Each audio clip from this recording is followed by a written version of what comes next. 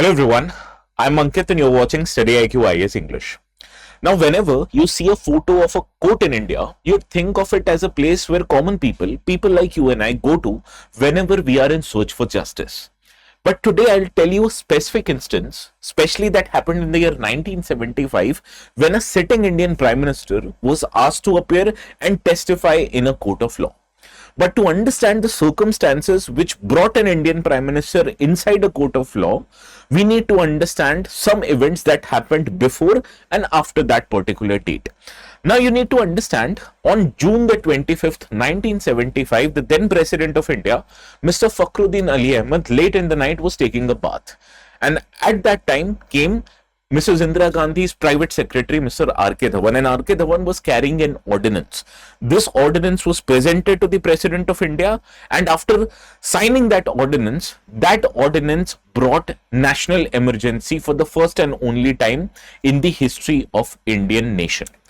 Now let us understand that many people actually say that whenever on June 25th, 1975, when that ordinance bringing the national emergency into place was signed, it actually was triggered by a specific decision made by the Allahabad High Court on June the 12th that particular year. On that particular day, the Allahabad High Court was discussing matters relating to whether Mrs. Indira Gandhi in 1971 election was involved in corrupt practices which actually disfavored the concept of free and fair election.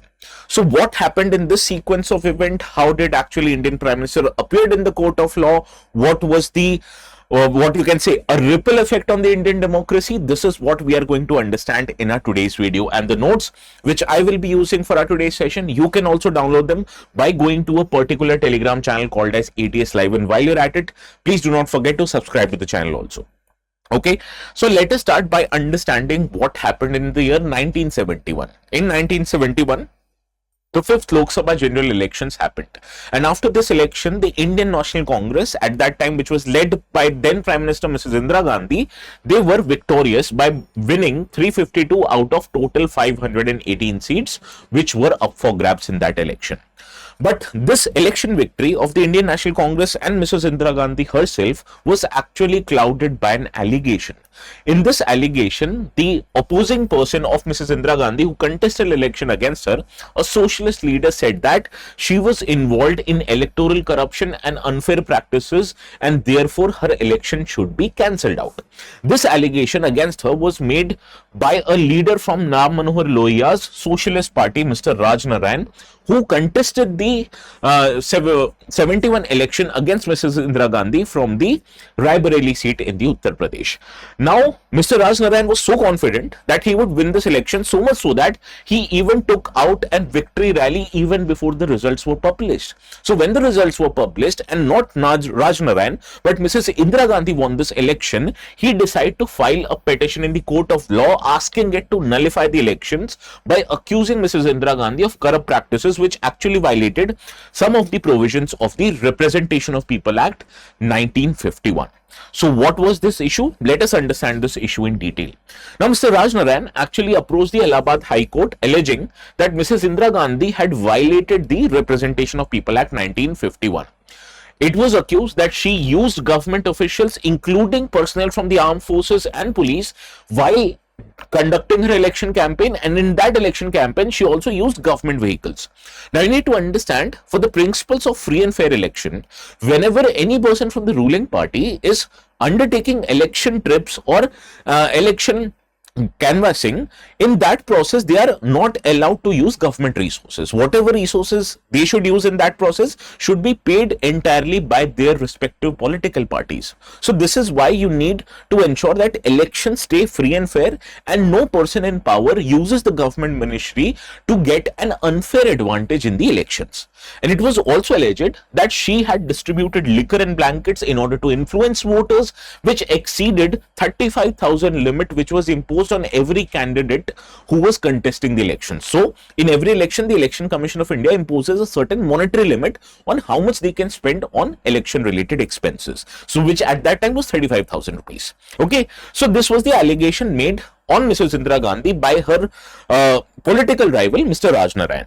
Now, on March 19th, 1975, Mrs. Indira Gandhi became the first and the only Prime Minister in India while in office to testify in a court. Now, you'd be surprised to know she was made to stand 5 hours in the witness box where she answered questions asked to the opposing counsels as well as the judge in which was related to her election campaign. So this was March, and on the morning of 12th of June 1975, Justice Jagmohan Lal Sinha dismissed 12 of the 14 allegations that were made against her.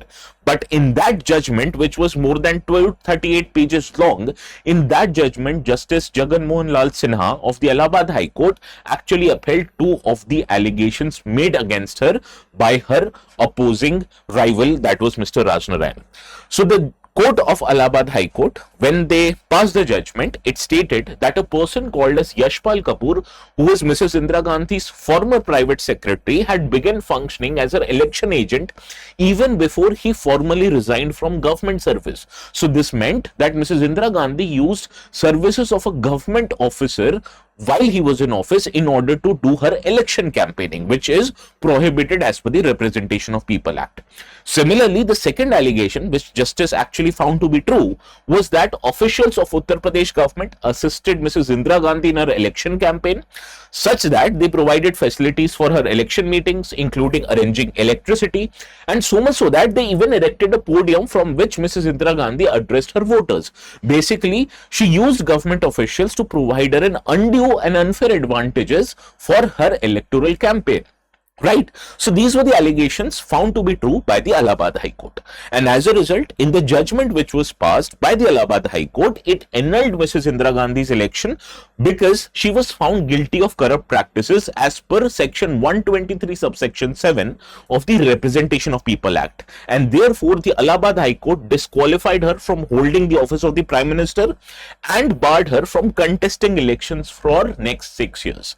But in that period, the Allahabad High Court gave a grace period to Mrs. Indira Gandhi for 20 days so that she can appeal this decision in the higher court, that is the Supreme Court of India. Right. Now, what you have to understand, this Allahabad High Court decision naturally was challenged by Mrs. Indira Gandhi in the higher court, that is in the Supreme Court. So, she appealed in the Supreme Court, and in middle of that, the Supreme Court passed an interim order by issuing a conditional stay on the Allahabad High Court's judgment.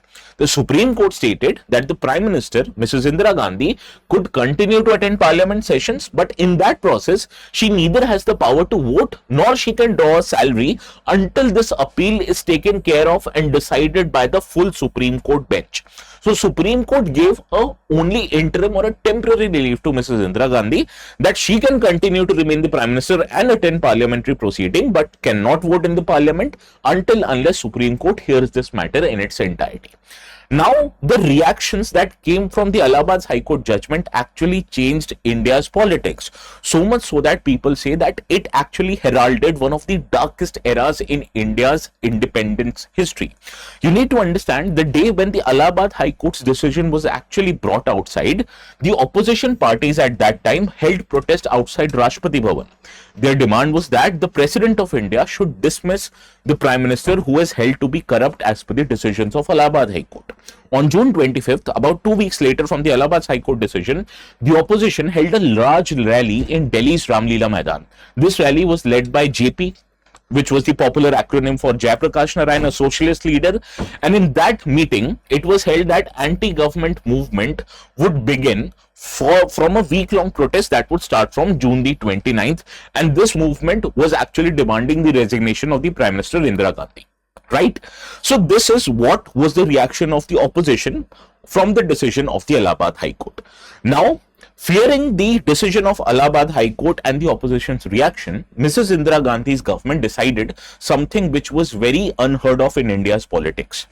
Mrs. Indira Gandhi and her government sent an ordinance to the then President Mr. Fakhruddin Ali Ahmed saying that he would declare a national emergency, and the basis of the declaration of the national emergency became the internal disturbance, which according to her was done by the opposition at the behest of foreign intelligence agencies. Now, when the emergency was in place and most of the opposition was in jail, including the top leaders at that time, the government decided to enact 39th constitutional amendment, which introduced Article 329A in the Indian Constitution. And this Article 329A made far-reaching changes in the Indian Constitution, which would actually undo whatever the Allahabad High Court justice or the decision was actually with the against Mrs. Indira Gandhi. So let us try to understand what was introduced in the Constitution of India by the 39th Amendment Act, specifically Article 329A. This article stated that the election of Prime Minister or the Speaker of the Lok Sabha cannot be challenged in any court of law. So when this enactment was done in the Constitution, it basically removed the jurisdiction of the Supreme Court, which at that time was in process of hearing the appeal which Mrs. Indira Gandhi made against the Allahabad High Court's decision. Similarly, another change was made in the Constitution of India, saying that any election dispute would not be heard by courts. Rather, it would be handled by a specific authority which would be designated by the Parliament of India. So this basically prevented any election dispute to be heard by the Indian judiciary. Similarly, if a person is appointed as Prime Minister or the Speaker of Lok Sabha while an election petition was pending, then that petition would automatically be dismissed. So these were the far-reaching changes that were made in the Constitution. Effectively, you can understand from that to undo the judgment of the Allahabad High Court and prevent any future judicial decisions which might go against the Prime Minister or her government. Now, what happened that this particular changes to the Constitution was again challenged in the Supreme Court, and Supreme Court decided to hear this matter along with the reconsideration of the decision of the Allahabad High Court in a case named as Indira Gandhi versus Raj Narain case. In that case, the Supreme Court discussed the validity of Article 329A of the Constitution introduced by the Constitutional Amendment, validity of Representation of People's Amendment done in 1974. This amendment actually said that any expenses incurred either by the political party or the supporters outside the candidate towards election campaign would not be counted as a part of candidates' legal expenses towards their election campaign. So it is outside the expenditure limit that are laid by the Election Commission of India on any contesting candidate. Similarly, Election Laws Amendment of 1975 was done, saying that any assistance which is rendered by government officials or members of armed forces in their official capacity would not be deemed as a corrupt practice as per the Representation of People Act. And Mrs. Indira Gandhi's election herself was up for discussion during this case. Now, hearing this case was a 5-judge bench which was headed at that time by Justice A.N. Ray, H.R. Khanna, Justice K.K. Mathew, M.H. Beg and Justice Y.V. Chandrachud. You can understand how many of them later on have become the Chief Justice of India. Now, while hearing this case, the Supreme Court came up with a decision declaring that the Article 329A subsection 4, which actually prohibited interference of courts, especially the Supreme Court, in hearing any election related dispute, is actually unconstitutional because it's violated a very basic structure of the Constitution declared by the same Supreme Court in the Keshwanand Bharti case. It said that the review of any election or any executive decision by the court is a part of basic structure, and effectively the changes made in the Constitution actually went against this very basic principle. So that is why this particular provision was declared as unconstitutional. But at the same time, Supreme Court stated that the amendment done to the People's Representative Act in 1974 and the election laws of 1975, although not ethically right, but it was legally a correct measure. That was, Parliament was well within its constitutional power to make amendments to the Election Act. At the same time, it upheld election of Mrs. Indira Gandhi as the Prime Minister because it did not found any substantial evidence of the electoral malpractice done by either Mrs. Indira Gandhi or her party, that was Indian National Congress. So what happened actually, that Supreme Court in Indira Gandhi Nehru versus Raj Narain case allowed Mrs. Indira Gandhi to continue to serve as Indian Prime Minister.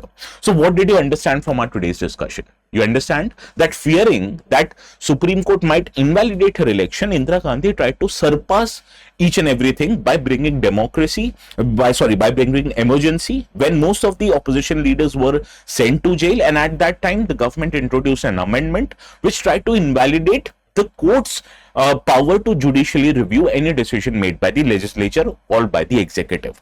But in the end, what Supreme Court decided, that the election was of Mrs. Indira Gandhi was valid, and therefore she would continue to remain the Prime Minister. So this is why emergency is considered as one of the biggest blot on India's independence history. Right now, before we take up a practice question based on the same discussion that we had, and this practice question is actually PYQ, you need to understand similar kind of a linkages is very necessary for UPSC. To take admissions to one of our courses which are offered in multiple languages including English, just go to our website. All our courses adhere to a smart model where structured classes are provided along with mentorship, which helps you assess, revise, and give tests multiple times. Before making the payment, if you remember to use the code ATS Live, you will get maximum discounts in addition to all the discounts which are offered right now. That is 50% off on all the courses. This is a limited time period offer, and if you miss out, you will end up paying higher amount of money at the later date. Now, this is the question that I want you to solve. This actually appeared in 2017. In India, judicial review implies which of the following four statements? Do let me know the correct answers in the comment section. And if you're looking to download the notes, this is where the Telegram channel is called as ATS Live. This is where you'd found them. So this is all from my side for today. Please have a very good night. We'll see each other again tomorrow.